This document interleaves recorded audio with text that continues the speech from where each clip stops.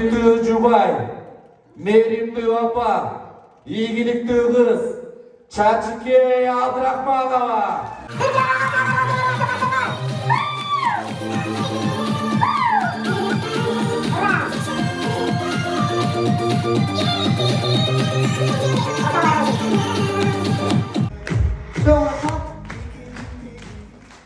Құтманды күніңіздер менен, урматтуу орыстықтарым.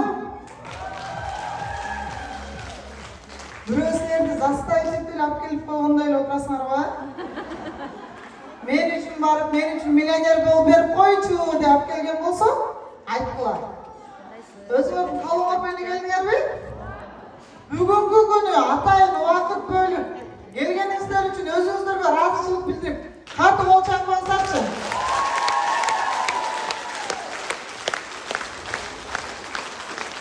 Сіздерге қонақпын деген десем, мен өзім орыстың қызымын. Қарасуданмын. Бүгін ұшындай өзіміздің ордол ош шарымызда, жарқыраған филармонияда ұшындай іс-шараны бізге ұйыштырып берген біздің Ержан жігітімізге қол шапқыздаршы. Ержан, чоң рахмат. Шындығында командам аябай чоң. Ержан менен лично таныш емес екен. Бирок Чачкеже Ошқа келіп қалыпсыз, біз балдар менен каникулға келгенбіз да. Сіздің сөзіңізді ушул жақтағыларда күтіп ата, чоғылта қойын деген ушул жігіттің инициативасы менен бүгін сіздерде ушундай сонун мүмкүнчүлүктөр болуп, бүгүнкү биздин лидерлерди көрүп, опыт алмашып отурасыздар. Рахмат. Кийинки семинарда сени мен эң минимум директор менен куттуктап коелу. Бүгін эме биринчи жолу келгендер барбы? Каттал электер мындай семинарға биринчи жолу келгендер. Колуңузду көтөрөбүз. Себеби калгандар мен угуп чачап калган. Менин бүгүнкү айта турган сөзүм сиздер үчүн, урматтуулар. Жарымыздар эшикке чыгып кеттиңиздер, жарымыздар кетип калдыңыздар. Мага ал вообще кызыктырбайт дагы. Чындыгында буга чейинки сүйлөгөн спикерлер аябай сылыйга пожалуйста, келгиле, иштегиле, бай болгула, саякаттагыла деп атат да. Анан силер эмне деп атасыңар? Майлы ойлонуп көрөм. Болсом, бай болбосом бу. Дегендей эле болуп атат да. А мен аларга караганда жесткий рахман. Урушуп да салышым мүмкүн, кат болбойсуздар. Потому что мен келгиле, иштеп бергиле, анан иштеп койгула, мен үчүн Кытайга барып койгула, жер айланып көрүп, айына 3 миллиондан алгыла демейм. Честно айтам. Мага андай сен үчүн болуп берем деген лидерлердин кереги жок деп дайым эле айтам да. Бул жерде ушул мага чейинки канча лидер чыгып сүйлөдү, көрдүңүздөр. Ушул жерде отургандарга азыр мен сиздерге мындай жалпак тилде бүгүн жөнөкөй тилде биздин бизнестин уникалдуулугун түшүндүрүп бергим келип атат. Эгерде силерге керек болбосо, мына жерге душ иштетип бири-бирибизди тыңдап эле үйгө кете берели, а? Давайте тогда бардыгыңыздардан сураныч бир 15-20 минутта, өзү көбүрөөк сүйлөшүм керек эле, убакыт аз калып калат. Ошон үчүн мен 15-20 минуттада сиздерге болгон оюмду кеңири жеткирип беришим керек. Араңыздарда бүгүн эң бактылуу адаммын десем жаңылышпайм. Барыңыздар ат энесиздер, балдарыңар жакшы чыкса, успешный чыкса, кандай болосуңар? Бактылуу болосуңар. Ата энеге мындан өткөн бакыттын кереги жок, Кимдин баласы экен, палянчанын баласы экен, атаңа рахмат десе, мына ошодон өткөн ата энеге бакыттын кереги жок.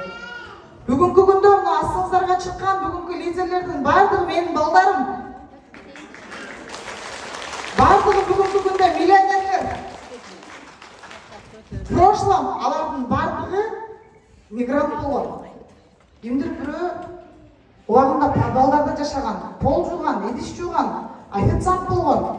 Кандай жумуш болсо баарын аткарган. Бирок бүгүн ушул жерге чыгып, ар бири Чачке ушул чакырып койгонуңа рахмат. Алла разы болсун деген сайын мен өзүм азыр мынча нерсе алдым, анан мындай жака саякатка бардым. Бүгүнкү күндө мынча айлык алам деп мен айтпайм, потому что бул менин күндөгү алып аткан айлыгым, менин алып аткан недвижимосттарым мага азыр мотивация бербейт, туугандар. мындай көпчүлүк эле лидерлер менен секрет, мен семинарга келгенге чейин госрегистрга барып, Оштон бүгүн трехкомнатный квартира алып келдим. Это моя не первая квартира. Мындай айтайын, бүгүнкү күндөгү алып аткан доходума мен Оштон ар 2 ай сайын элиткадан квартира ала алам. Ар 2 ай сайын. Чынабыздарбы? Ай бирок мен 20 жыл мурун Москвага мигрант болуп кеткем. Бүгүнкү күндө чачкей десе биринчи жолу келгендер ойлогола шалбар бирөө чыгат экен деп. Или канат бар бирөө чыгат экен деп. Мен обычный үйдө отурган 4 баланын ненеси домохозяйкамын. Барбы мага окшогон 4 баласы бар, үйдө отурган домохозяйкалар, безработныйлар. Вот именно безработныйлардын кыла турган иши экен да. 2017 жылы гана мен биринчи жолу ушундай чөйрөгө келип катышып калганмын, чисто случайно. Кимдир бирөө бүгүн көңүл үчүн келди, жана Эржан айтты. Кимдир бирөө подарка утканы келди. Ким подаркага келди? Жокпу? Подарка үчүн ким келди? Эй, аны айтып бергиле. Себеби мен подарка алганы барган адаммын. Мен айткан жаңыргандар кол чапса подарка берет экен десе өлүп кетсин, ошо подарка деле болсо бюджетке пайда деп баргам. Түшүнүп атасыздарбы? Ар түрдүү мындай максат менен келип туруп, бул жерде биз бир максатташ болуп калып экенбиз да. Эми мен азыр эмне үчүн мен бул бизнесте калдым? Бул бизнесте калбашка мен башка айлам дагы жок эле. Мүмкүн менин араңыздарда базарга чыккандар бар, өзүнүн частный бизнеси барлар бар, достаточно акча таап аткандар бар бүгүнкү күндө, толтура. Сиздердикиндей менде мүмкүнчүлүк болсо, мен дагы башка бир сферада кетсем керек эле. Бирок менде ал мүмкүнчүлүк болгон эмес. Мен 8 адамдын арасында койка местода жашап аткан, барбы ошондой койкада жашагандар, мигранттардар? Кому знакомо? Же барганда эле барган квартира алып алгансыңар Москвага? Миграцияда жүргөндөр барбы?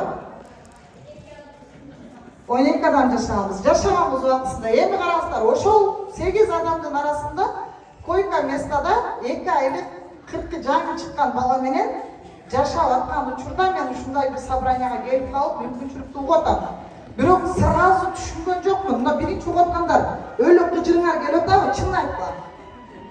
Чыгып эле мактанып эле атышат, Бунун кимге кызыгы бар деди да. Кече мага бир голосовой келди. Бардым деле келбейт ошондой семинарыңарга, ар кимиси чыгып эле паланды алдым, түкүндү алдым, онун кимге кереги бар деп мага жөнөтүшүптүр. Эми через мага келип атпайбы? Башка бир форматта өткөрбөйсүңөрбү дейт. Урматтуулар, булдай общий чогулушта большая мотивационная встреча деп коет. Мотивация алуучу, информация алуучу жай. Бул жерге биз бири-бирибизден опыт алмашып, информация алыш үчүн келебиз. А бизден иштин жол-жобосун, маркетингтерин кантип иш алып барыш керек, адамды кантип туура чакырыш керек. Мен сиздерге аны 2 сааттын ичинде түшүндүрүп бере албайм.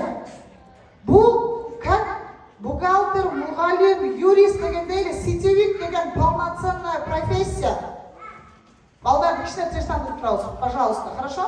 Не отвлекайтесь, потому что мен эртең келип сүйлөп бер десеңер сүйлөп бербейм. Полноценная профессия. Мугалим болуш үчүн дагы 5 жыл окугандай эле профессиональный сетевик болуп, сетевойдон биз алып аткандай, биринчи катардагы адамдар алып аткандай доходдорду алыш үчүн бул жумуштун дагы жол-жобосун билишибиз керек. Жана Диля сон притча айтты. Түшүндүңөрбү? 1 жыл деп атат. 1 жыл бул сонго убакыт. Мен ушул күндөгү доходума чыгыш үчүн 5 жыл өзүмдүн үстүмөн иштегенмин. 5 жыл. Акча таппасам дагы, карыз болсом дагы, үй бүлөмдө 4 бир тууган болсом, эң кембагал мен элем. Мына атам турат, может быть. Потому что калган бир туугандардын баары үй жайы бар эле, менде үй жок эле. Түшүнүп атасыздарбы? Мен бирок ушул бизнестин маңызын түшүнгөндөн кийин мен айткам. Бирөөнүн колунда 40 жыл кул болгондон көрө, и при этом 60ка чыкканда мен 8.000-5.000 пенсияга кала турган күнүм болсо, пенсионерлер барбы? Канча алып атасыздар? 7.000.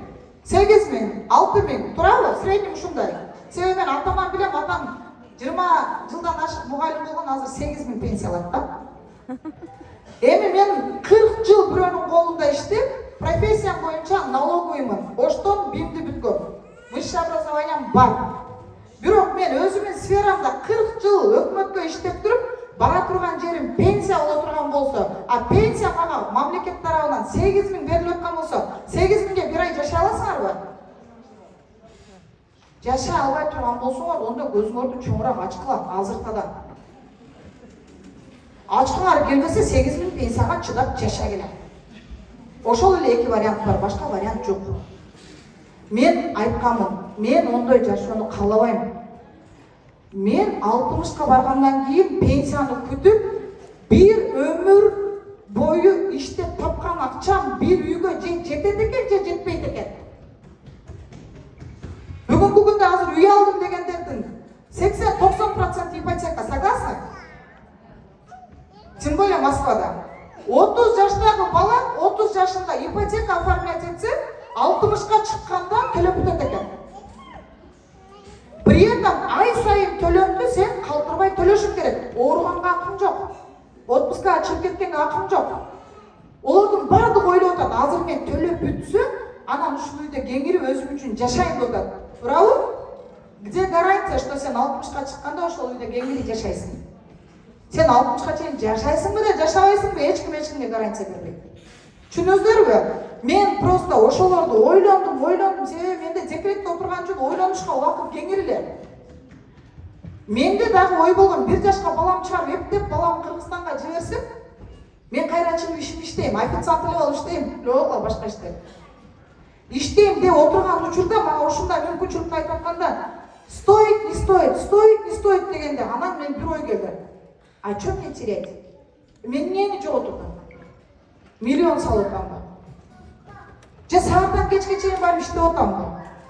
Эмнени жоготурдум? Эч нерсе жоготкон жокмун. Болгону сериалдарды кетиш керек экен. Көрбөй коюш керек экен. Болгону ушактарды жыйыштырыш керек экен.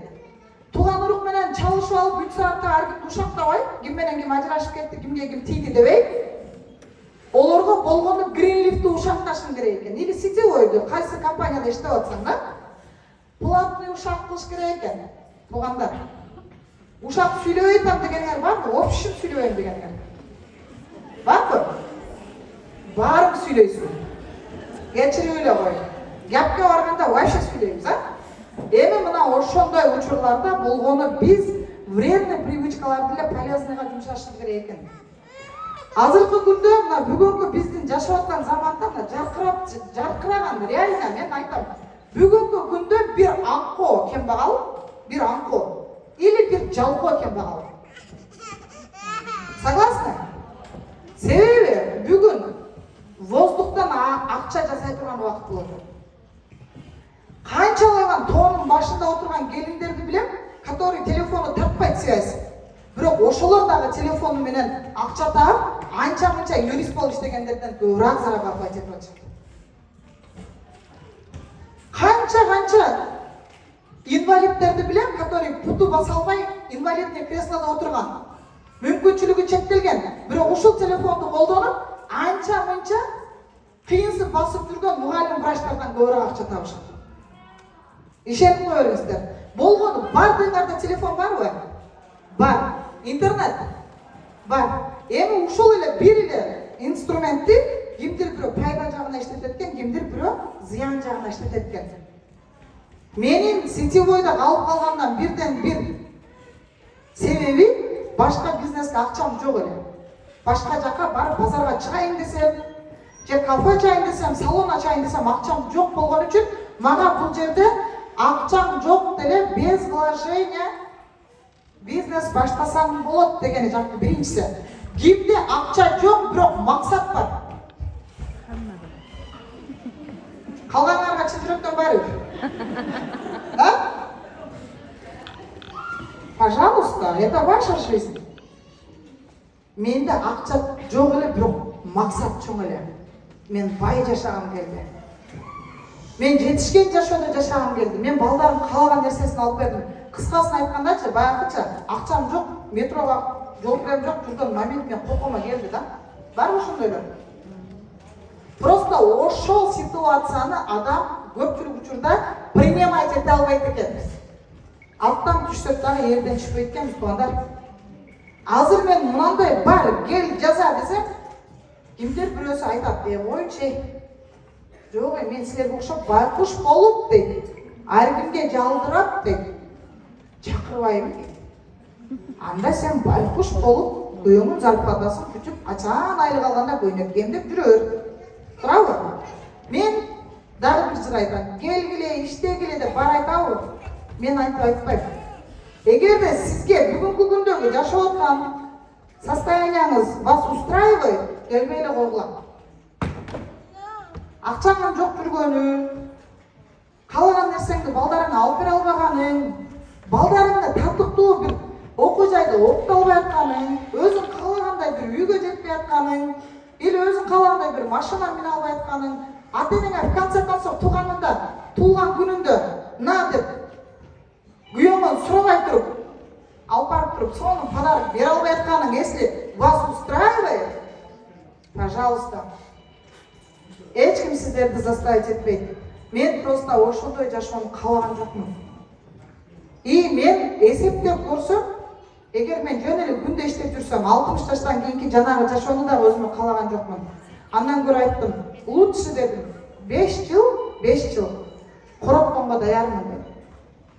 5 жыл ушул бизнестин ийне жибине чейин изучать этип, үйрөнүп, ушул сферанын профессионалы болуп, ушул жерден чоң доходко чыгыш үчүн бардык нерсеге даярмын дедим. Себеби опять так же без вложения деген үчүн.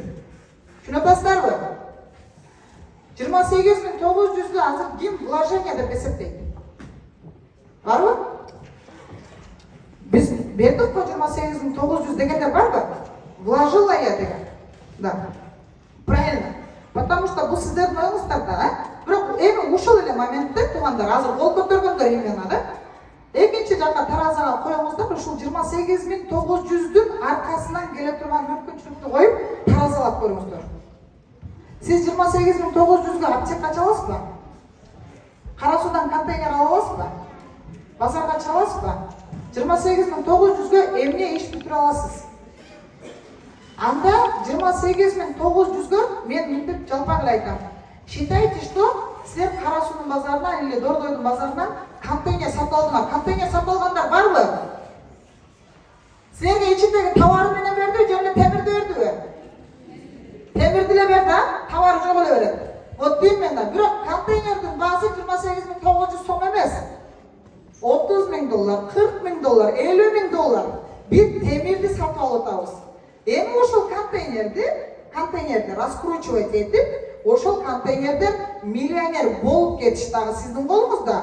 Жөн эле контейнерди култап коюп, темир боюнча калтырып коюш дагы сиздин колуңузда болуп атпайбы? Аккаунт алып алып иштете албай жүргөндөр барбы?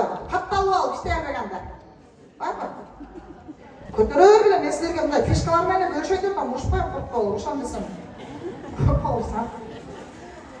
Жазылып алып, кантип жумуш башташты билбей аткандар, силер кыжалат болуп, азыр ошол 28.900 болгондо эле азыр акайына койдуруп алат элем дебей. Считайте, что силер азыр магазинде алып койдуңар да бир помещенияны. Азыр эми ошону кантип алып кетишти, ошол жерден кантип доход табышты силер үйрөнүшүңүздөр керек. Эң эле жөнөкөй иш эжекелер. Эң жөнөкөй иш. Караңыздар, бу жерде эмне деп атат? Жаңы келгендер түшүнүп алгыла. Гигант менмин деген дүйнө жүзүндөгү компаниялар, миллиардер өтө бай компаниялар, как Oriflame, как MV, тоже сетевые компании. Сетевойду бардык компанияда акча бар, ишенгиле. Но только иштесеңер, катталып эле койгонго айлык бербейт да бул жерде. Бардыгында бар. Өзүнүн маркетингине жараша ар бир компанияда акча бар. Greenleaf'ке окшогон өтө чоң бай компаниялар заводду курат экен. Продукцияны иштеп чыгарат экен.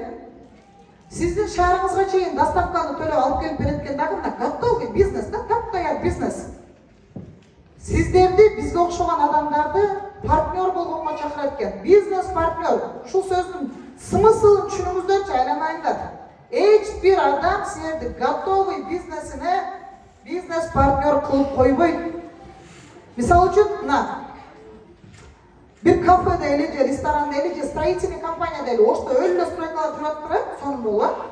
Строительный компания, amanat, tam karagaya, kanday olsa derim, Elit stroy degen var, oşolar hem строительный компания, büt üydü kurdu, saldı, bardığın daptayar kılıp koydu. Men bir de tıyım vermedim. Men emi oşol, sen tayyar bizneske barıp aytam da, gel men sana biznes partner boloyun. Men senin üylörüngdü reklama kılam. Menin reklamam arkılı gelgen her bir klientin algan kvartirasının 15%'ın maga ber desem ne deydi? Vermeydi. Vermeydi da.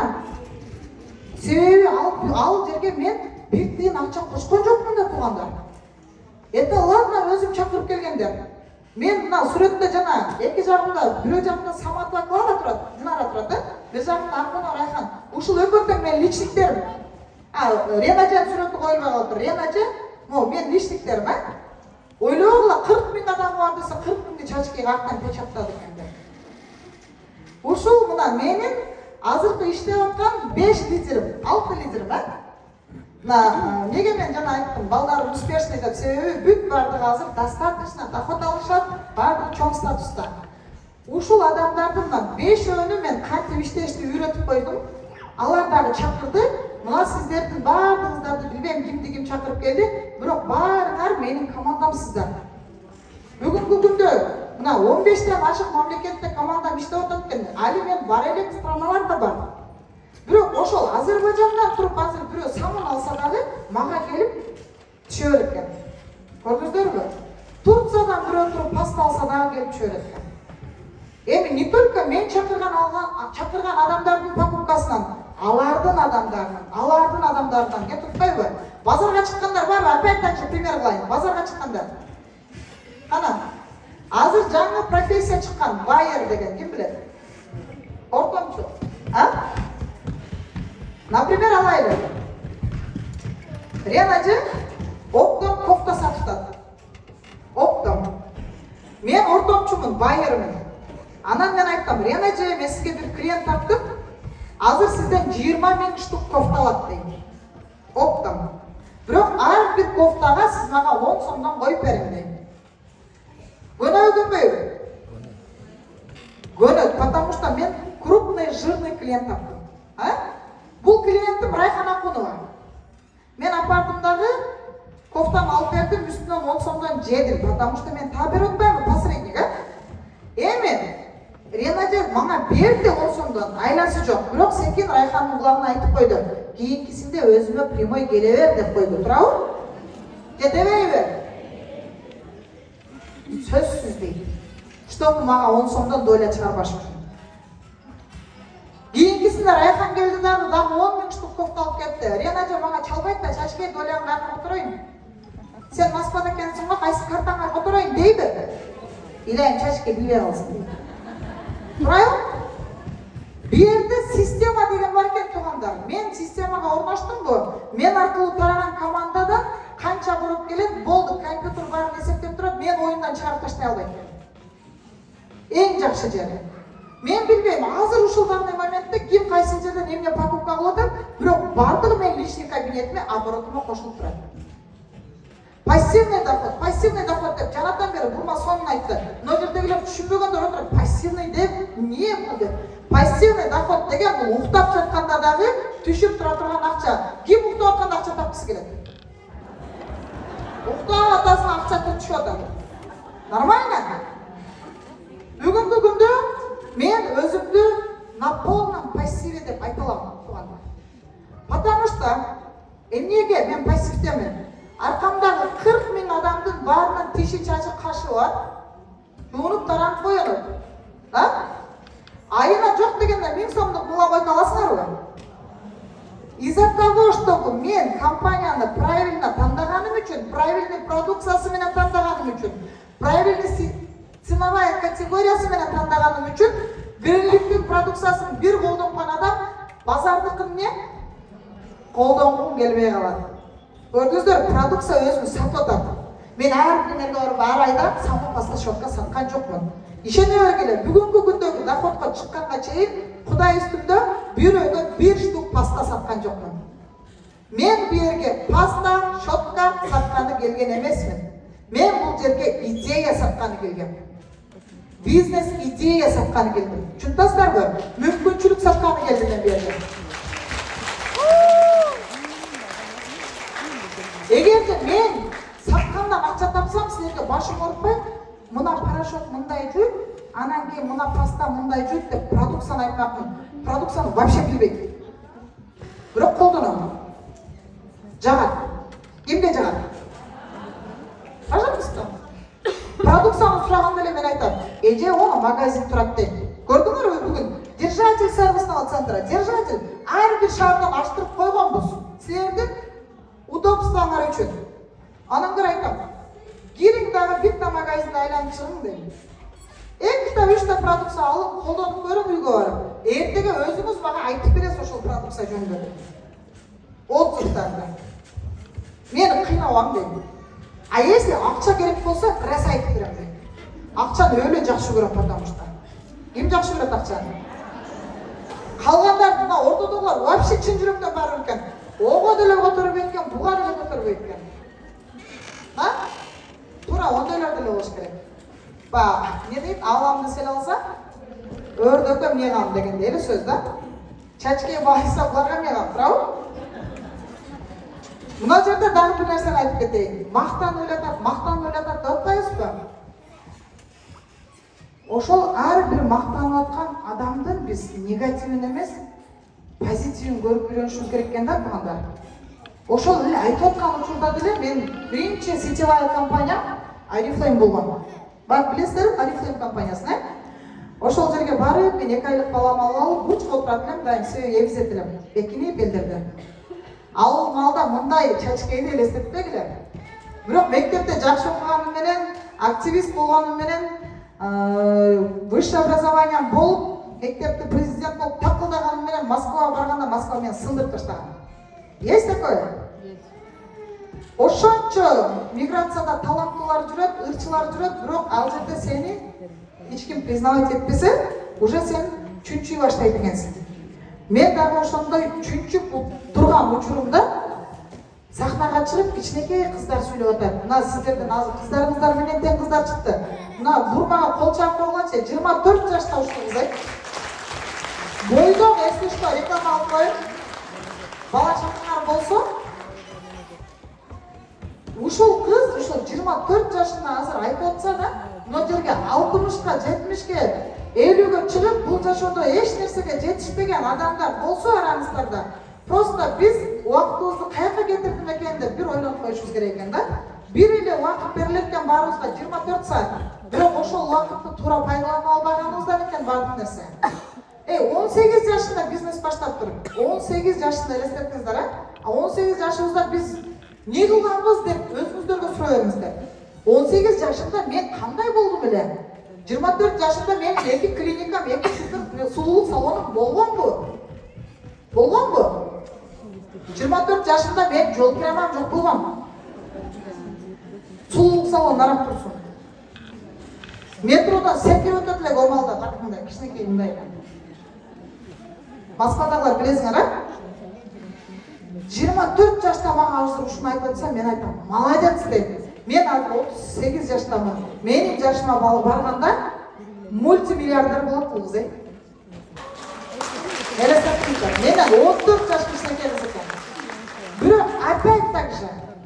Ошол учурда мага 24 жашында, 20 жашында ушундай мүмкүнчүлүк бар деп айткан адам болгон эмес. Түшүнүңүздөрбү?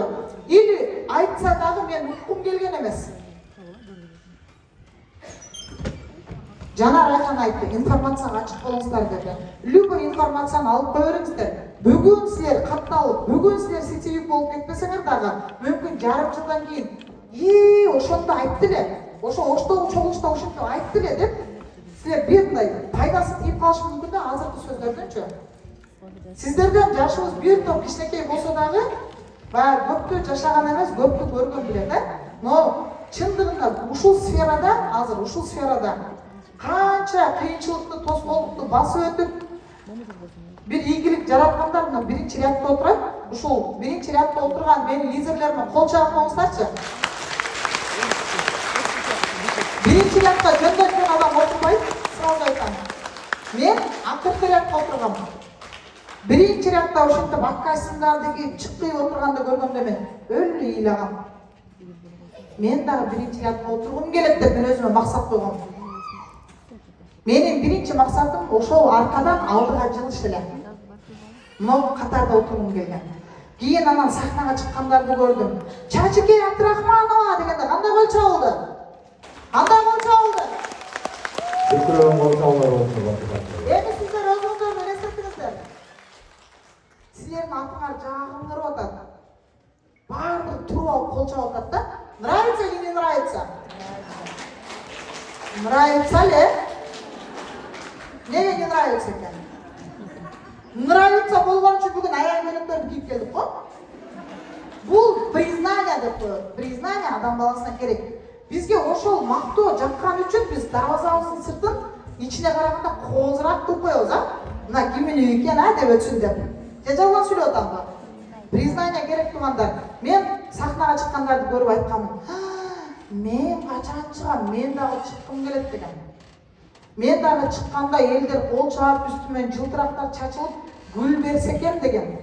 Кимде ошондой максат болду? Коюңуздар, коркпоңуздар туугандар. Мен ошондо ушул жака чыгып аткан кыздарды көрүп мен чыккыча көзүм ишип кеткен. Ыйлап, чем я хуже деп. Өзүмө өзүм ушунчалык карап алып кап болгом, Чачкеев в кого-то превратилась деген. Неге мындай болуп калдым? Сен мындан эмне кемиң жайың бар? Эми азыр бир суроо. Чачкейде кем жайың бар дегендер кол көтөрдү. Жок экен го кем жайың бар. Көпчүлүгүңөрдүн фигураңар багымда жашнакай. Жаштарыңар отурасыңар да. Эми урматтуулар болгону аз-аздан максат коюп алдыга жылышыбыз керек экен. Сразу эле Чачкеевдин доход эмес, Реналдын доход эмес. Хотя бы для начала айына 20 миңден деген. Менин биринчи максатым айына эле 20 миң тапсам, мен бактылуу болом деген. Себеби комната снимать этип баламы кеңири эмизем деген. Үй жөнүндө ойлоно алган эмесмин туугандар. Түшүндүңүздөрбү? Бирок мен ушунчалык ниетим түз болуп жанагы сахнага чыккандарды мен суктануу менен караганмын. Эла тез бүтпөй, мактан бүтпөй койду да деген эмесмин. Мен суктанганмын. Ошондо выступать этип атканда бир четки чыкыйган жигит чыкканда айткан. Крокодильная кожа четки туфли кийип алыптыр дейм. Дорогой туфли да. Шундай көтөргөндө алып, мен да көтөрүп коюп. Мындай. Хотите деген, мо деген, канча деген, эми Алматы 60 чоң акча да. 67 миң ушундай турат экен. Хотите деди ушундай туфлини одевать этишти. Хотите деди бутиктерге кирип туруп ценнигин карабай кийиништи деди. Хотите деди просто азыр мен калып атам деп туруп любой точка мирага билет алып туруп дем алышка кетип калышты деди. Хотите? Эмес, ким калай чында от души. Когда работаете? Ол мүмкүнчүлүк бир гана сетевойдо бар, поверьте мне. Башка жумушта хоть прокурор болсоң дагы айына 3 миллион таппайсың по белому. Может, башка жактан табышың мүмкүн, но по белому айына таппайсың. Түшүнүп атасыздарбы? Бул жердин мүмкүнчүлүгү сиз менен мага окшогон максаты чоң адамдар үчүн экен, акчасы жок, жөнөкөй, карапайым, бирок эмне кылсам экен, кандай кылсам экен деген адамдарга ошол сетевой компаниялар туура тандасаңыздар, анда дагы туура тандасаңыздар, мүмкүнчүлүктү берип атат. Өзүбүз үйрөнбөйлү деп атат. Кайсы национальностьта не имеет значения. Сенин дипломуң барбы жокпу не имеет значения. Возрастың кандай не имеет значения деп атат. Караңыздар, бүгүн мына жерде жашы чоңдор аябай көп келиптир, жаман сүйүп атам. Чындыгында, потому что мурда жаштар мындайлар эле кетчү, азыр жаш өткөндөр дагы уже менин мен кем деп калды да жаштардачы, а? Ошого караңыздар, салыштырыңыздар, урматтуулар. болушулар достаточно эле 3 сааттан бери информациялар берилди. Анан жол жобосу боюнча, кантип иш алып барыш боюнча досконально дагы обучение алам десеңиздер, ар бир шаарда бизде эмне болду? Сервисный центрлер ачылды. Убакыт көрүңүздөр, барыңыздар ошол жерде. Кандай вопрос болсо, берип сабактар болот. Ал жерде мотивация бербейт. Ал жерде сиздерге муну мындай кылсаң мынча акча чыгат, буну мындай кылсаң мындай бонус төлөнөт. Ушул шарттан калсаң сени саякатка алып барат деп ошол нерселерди окутуп үйрөтөт. Кстати, 20 жыл бир жерде иштегендер барбы? Бир должностьта. Ой, ким болуп иштетсе же? Мугалим. 40 жыл биздин балдарды жакшы окутканыңыз үчүн көйгө деле путевка бербесе керек, а? Кайка? 50% еще төлөйсүз, көйгөдүн дагы. Жакшы, хоть көйгө берип калыптыр. Бул жерде сетевой компаниянын дагы бир мүмкүнчүлүгү сиздерде ар 6 ай сайын чет мамлекетке, как минимум жылына 2 жолу, максимум 4 жолу чет мамлекетке бекер компаниянын эсебинен эс алдырып келет. Абсолютно бесплатно чөтөңүздөрдөн бир тыйын төлөбөйсүздөр. Бүгүнкү күндө менин мактана турган нерсем бул 1,5 жылдын ичинде аркаман 40 000 партнер кошулуптур. Кудайга чексиз шүгүр, өзүм мигрант болгон үчүн мен биринчи ниетти түзөдүм. Ушулар иштесе мана акча чыгат деген ой менде. Кудай үстүндө турат. Бир да ой болгон эмес. Менин оюм мындай болгон. Ушул жерде пенсия бар деди. Ай сайын түшүп тура турган, күн сайын түшүп тура турган ушундай мүмкүнчүлүк бар деди. Мен ойлодум. Эгерде пенсия болсо, мигранттар 50 000ден жогору пенсияда отпайбы? Ар бир мигрант ошол пенсияга чыгып алып эле кетиш керек экен деди өзүнүн мекенине. 50 000 менен жашасак болобу Кыргызстанда? Болот, а? Ошол себепти коюп туруп, мен жана айткандай, катталганда 8 айлык боюмда бар эле. Бүгүн ошол кызым 1,5 жашта. Мен 4 кичинекей майда балдарым бар, үйүмдө нямкам жок, кухаркам жок. Мен обычный аялмын. Ошолорду карап отуруп деле, үйдүн тиричилигин кылып отуруп деле, ийгилик жаратса болот экенин доказать эте алдым. Менин максатым, эгерде мен ушуну жакшы жеткирсем, 1 жылда 1000 мигрант свободага чыгып, бирөөнүн колунун астында иштебей калат экен деген максат болгон. Түшүнөсүңөрбү? Бүгүнкү күндө менин мактанарлык нерсе мына ошол. Канча санын билбейм, бирок өтө көп мигранттар, может менин сөзүм себеп болду, может дагы бир нерсе себеп болду, менен кийинки лидерлердин сөздөрү себеп болду, мен үйрөткөн лидерлердин бири-бирибизге айтор себепчи кылып, бири-бирибизге пайдабызды тийдирген үчүн канча биздин жердештерибиз насовсем Кыргызстанга көчүп, миграциялык менен кош айтышып келди. Ошолордун бири мына Жаркынай Акимовна насовсем Кыргызстанга келип, семьясы менен эртең карасынан сервисный центр ачып атат. Ошолордун бири Рена Сайпиева келгенде почти 1 жыл болуп калды. Миграция менен коштошуп келген. Райхан Ахунова насовсем келген. Азыр булар только гостиге гана барат. Мына алдында азыр дагы Айжамал насовсем. Мына Айжамал туруп койсоң, Айжамал бүгүнкү семинарга командасынан 50 партнер менен келиптир. Кол чаап койсоңор болот. Кайсы шаардан келдиңер? Оштон? Оштон айланасынан ошончо жолуп келдиңби? Баткенден келди бизге. Кызылкыядан келди бизге. Алабука. Алай. Алабука. Алай, Гүлчө, Кадамжай. Эми кара суу менен ош уялсак болот. Шенебе. Значит, олорго керек эмес экен да, аз келди да, ош менен кара суудан, потому что олордун шаарында болот да. Ошолордун шаарына мен бардык шаардан лидерлерди алып келип туруп, мына жерге Эржан тизип отургузуп койду. Мүмкүнчүлүктү пайдаланса болот беле? Пожалуйста, жашоолордуку. Келбегендер өздөрү билсин дагы. Бүгүнкү келгендер бирок сиздер мына азыр 2 кыз туруп мага аябай рахмат айтты. Мен чындап бул кыздарды лично тааныбайт экенмин. Жазда келдегендеги, февральда келгендеги Оштогу болгонго жетишпей калып, аркаңыздан кууп биз Жалал-Абадка барганбыз дейт. Ошондо жаңы катталган экен. Февральда. Бүгүн мына астыңыздарда менеджер статусун жаап атат. Менеджердин пенсиясы 50 Оқшаулар болсын, құрметті баршаңыз. Шынатасыздар ғой? Сіздерге мүмкіншілік беріліп шақырып отса дағы, біз айтып тұрмыз да, барсаң, нағылы маған мақтанады да. Ана нағылы баяғы чуалып, мияққа бардым дейді депші. Осы дегеннен вдохновление албайсыңар ғой.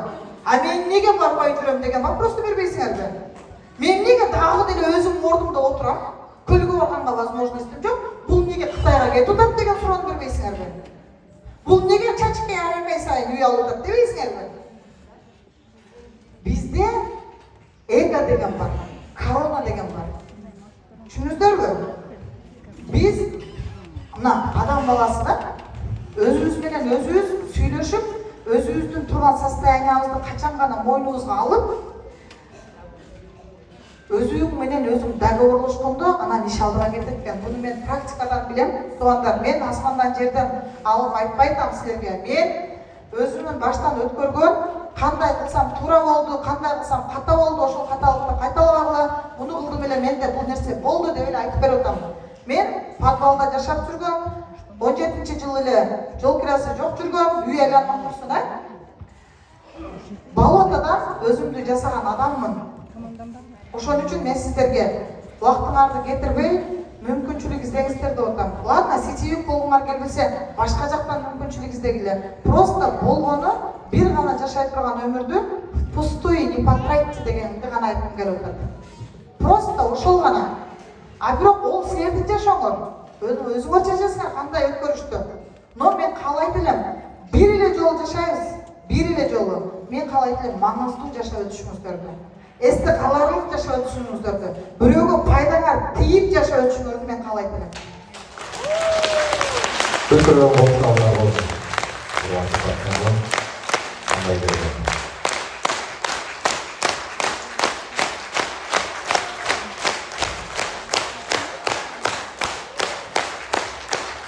Аллахым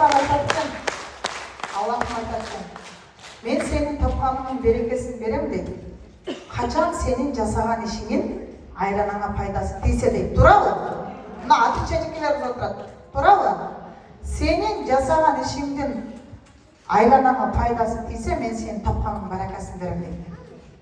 Мен ойлаймын, мен азыр жасап жатқан ішім ошол мигранттарыма, жердештериме, таныштарыма, эң эле болбоду дегенде өзүмдүн бир туугандарыма пайдасы тийген үчүн бүгүнкү күндө менин бир туугандарымдын бири дагы абсолютно эч кимиси бирөөнүн коюнда айлыкка иштеген жок. Баардыгы ошол бизнесте.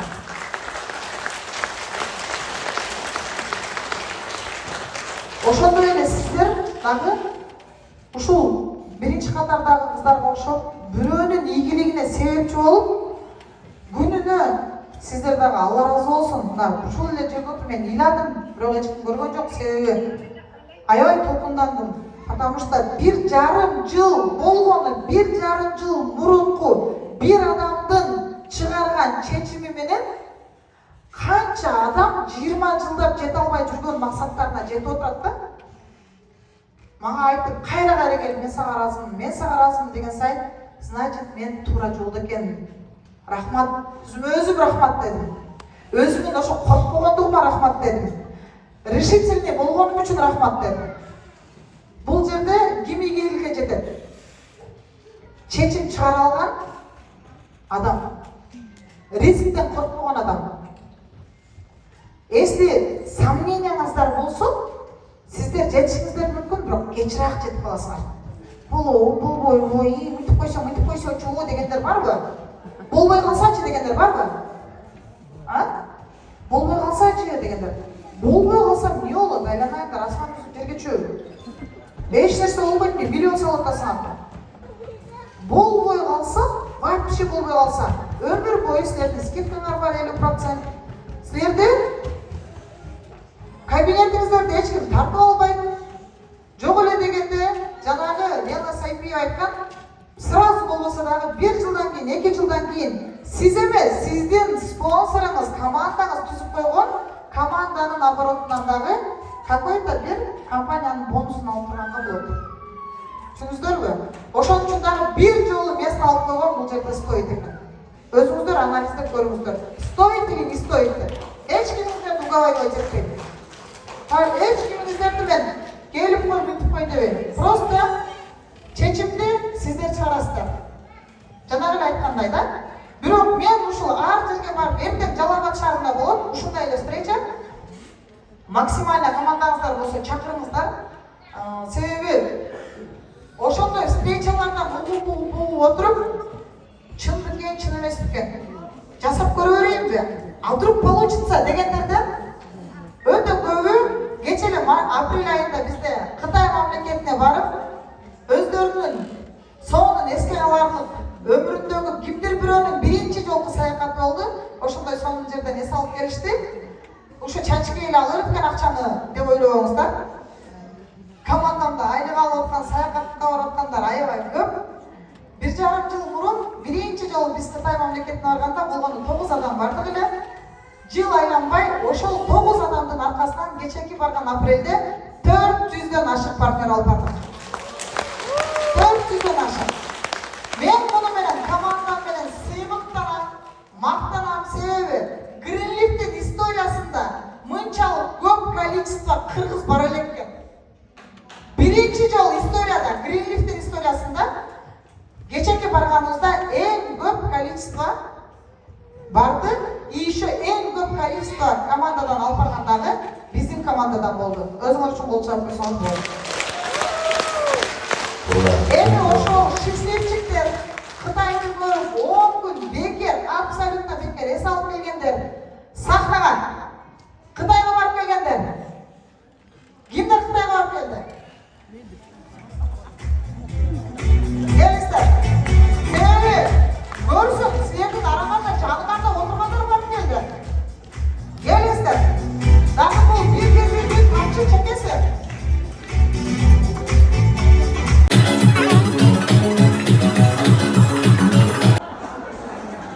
Көтөрө бергиле. Айтпайчы, ниет жөнүндө айтпай, ниетиңерди түз кылсаңарчы, Кудайым силерге ушундай команданы берет экен, катта үстү жетпей калат экенсиңер.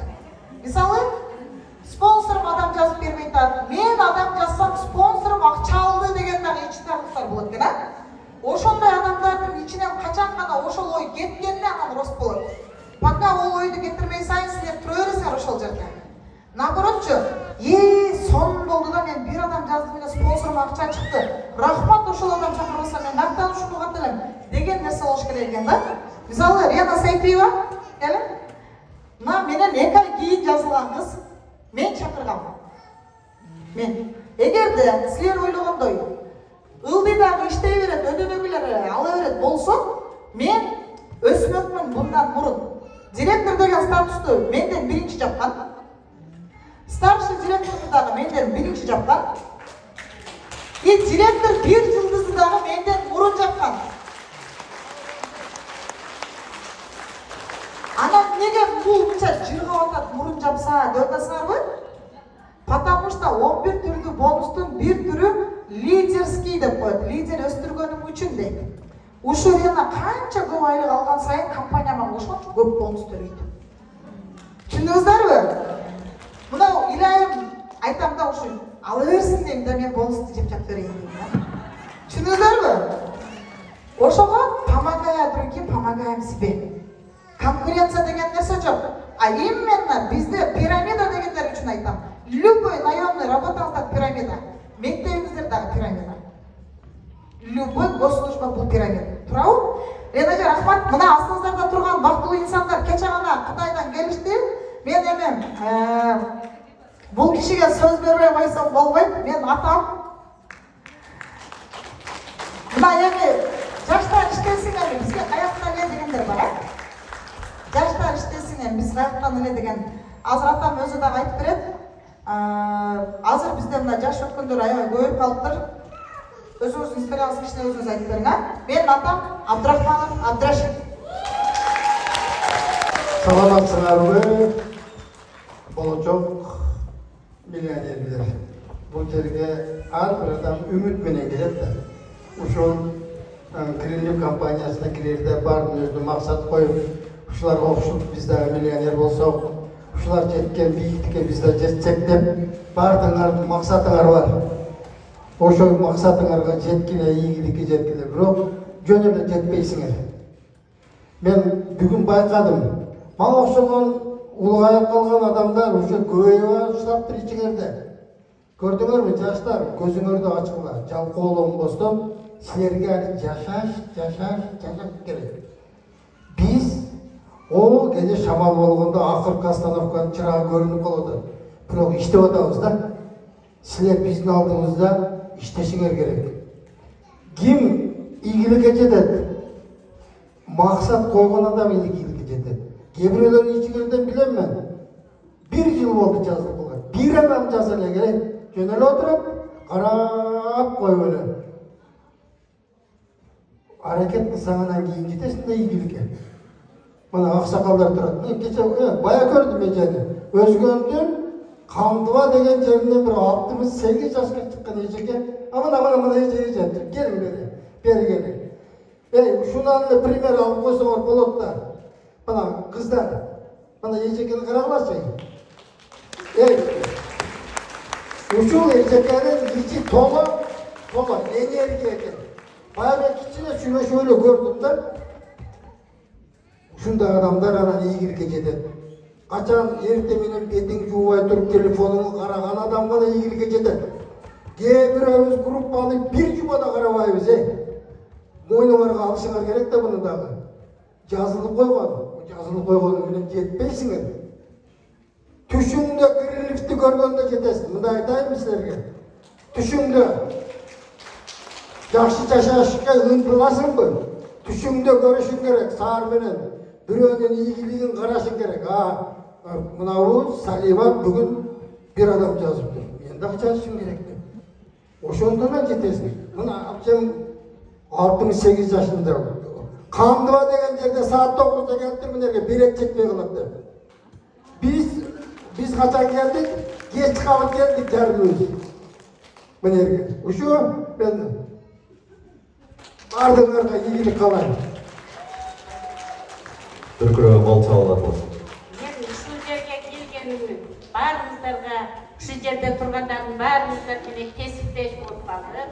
Эже сиңди болуп, дос болуп, эме кылатабыз. Биздин спонсорум баарыңардын башыбыз ушу Чачкелина, менин старший менеджерим Нургиза, Чолпон, жана кудагыйым Наргиза, Статпиова, Гүлина кызым, ошолордун алдында мен жазгыл десе жазылбай жүрдүм. Декабрдын 28-inde жазылдым, ошо окууга обученияга катыштым. Ошого катышкандан кийин мен айттым, катышам. Катталам бүгүн чечим чыгардым деп туруп катталдым. Ушул жерге катталганыма өкүнбөйм. Себеби мен базардан алган товарлардан пиви түшпөйт. Мен ушул товарлар пивиге жетишип, азыр ушул майдын эмесинде 20 пиви толтуруп койдум. Кудай кааласа эртең орнунда дагы эме кылам, ай сайын пивилерди толтуруп атам. Товарын алып атам 1%, өзүм колдонуп атам крендерин. Жашоо керемет бул эмеде.